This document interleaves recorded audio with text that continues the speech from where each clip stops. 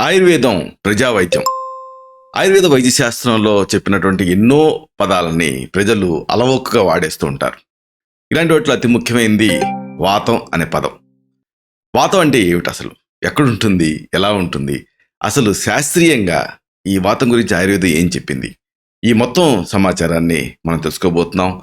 వాతం కమ్మితే ప్రాణం పోతుందా? వాతానికి సంబంధించినటువంటి అపోహలేమిటి? నిజాలేమిటి? ఈ మొత్తం సమాచారాన్ని మనం తెలుసుకుందాం.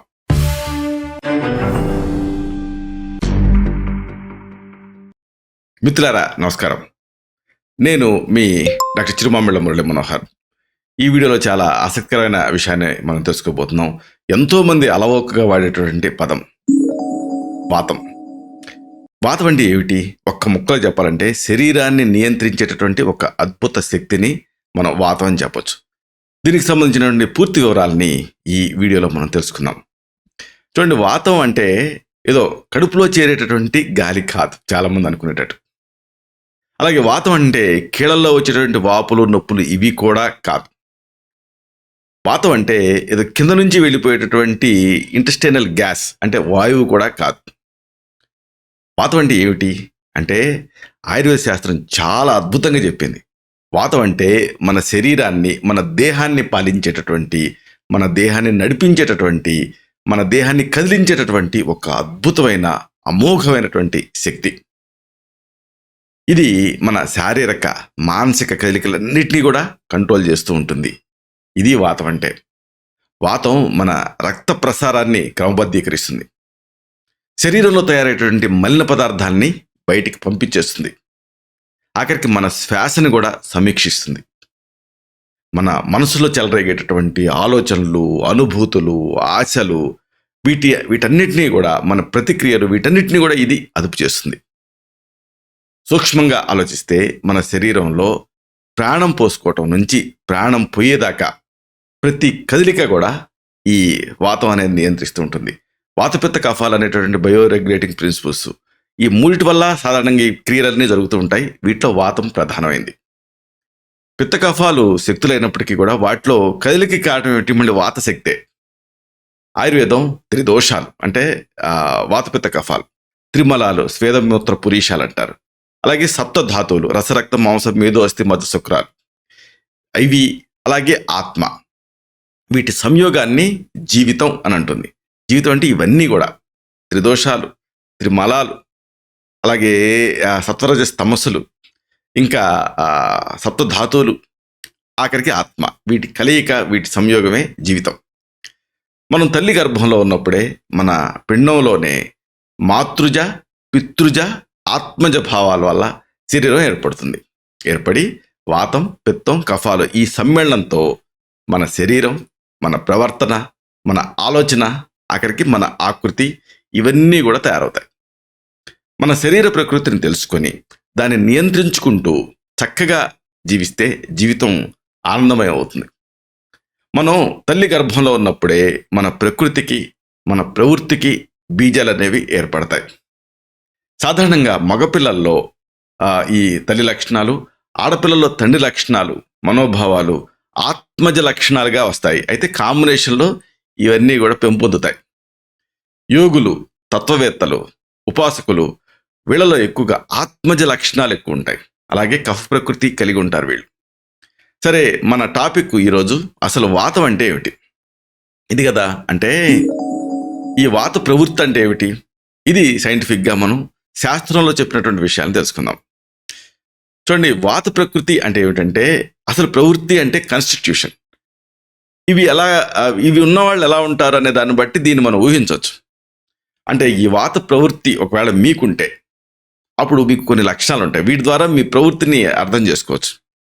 మంచి నిర్మాణాత్మకమైనటువంటి ఆలోచనలతో మనసులో చాలా వేగంగా ఆలోచించే వాళ్ళుగా ఈ వాత ప్రవృత్తి ఉండేవాళ్ళు ఉంటారు. అలాగే వీళ్ళకి ఊహలు ఎక్కువ ఉంటాయి, ఇమాజినేషన్. కొత్త కొత్త సంగతుల్ని నేర్చుకుంటూ ఉంటారు. ఇంకా కొత్త కొత్త సంగతుల్ని వేగంగా గ్రహిస్తూ ఉంటారు. అంటే చాలా చురుగ్గా ఉంటారు వాత ప్రవృత్తి కలిగిన వాళ్ళు. కానీ చిన్న చిన్న విషయాల్ని మర్చిపోతూ ఉంటారు. ఇది వాత ప్రవృత్తి లక్షణం. ఇంకొక ఆసక్తికరమైన విషయం ఏంటంటే, శృంగారపరంగా తొందరగా ఎగ్జైట్ అవుతారు, తొందరగా చల్లబడిపోతారు. ఇంకా ఆకృతి పరంగా సన్నగా, చిన్నగా, మంచి ముఖవర్చస్తో ఉంటారు. గ్లో ఉంటుంది. చక్కగా మాట్లాడుతూ తొందరగా నడుస్తూ ఉంటారు.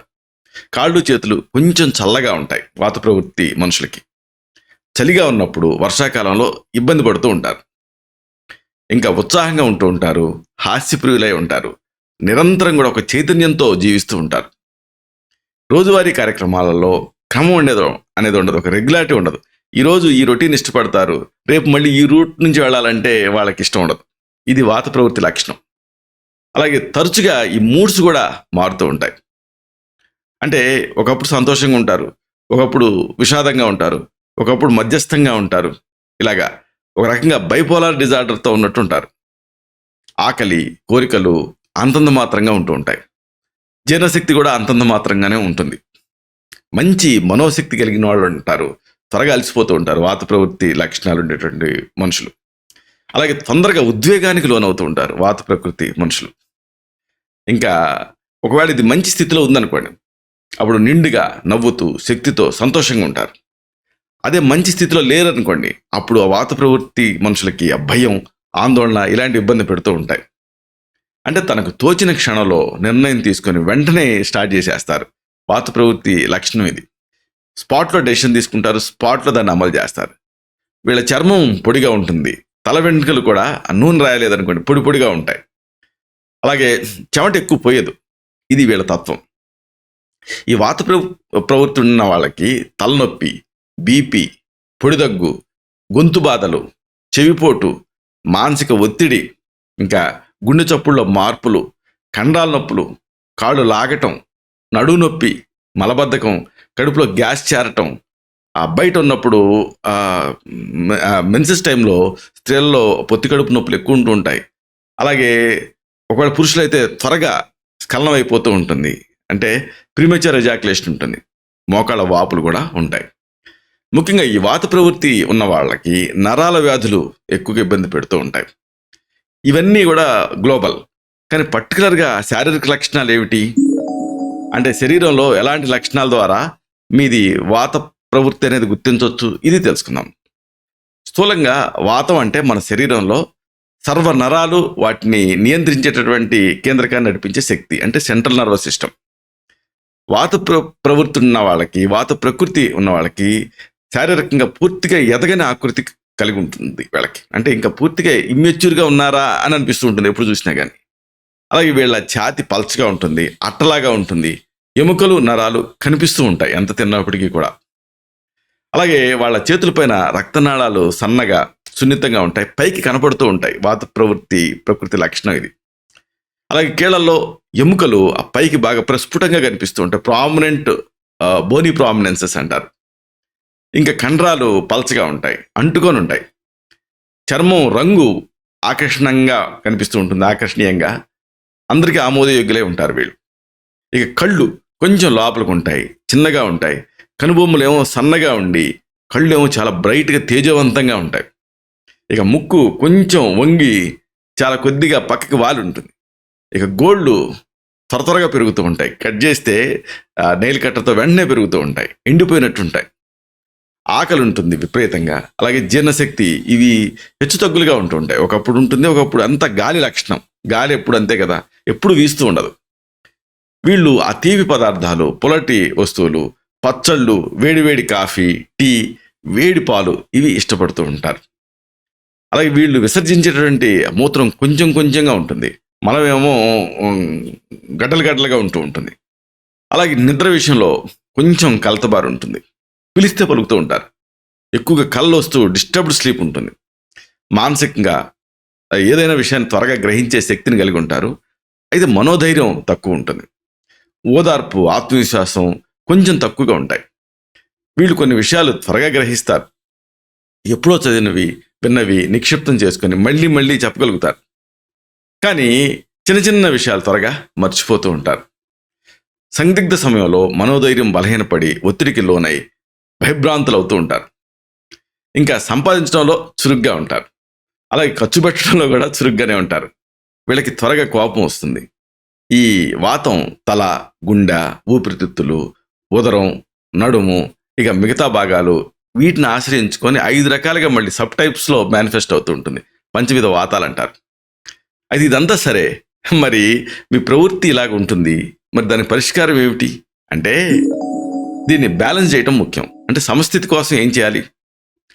విశేషం ఏమిటంటే, మన తత్వం వాతం అని తెలుసుకొని అది సంస్థితిలో ఉంచుకుంటే కొన్ని రాకూడని బాధలు రాకుండా మనం హాయిగా జీవించవచ్చు. అందుకే మన ప్రకృతి మనం తెలుసుకోవాలి.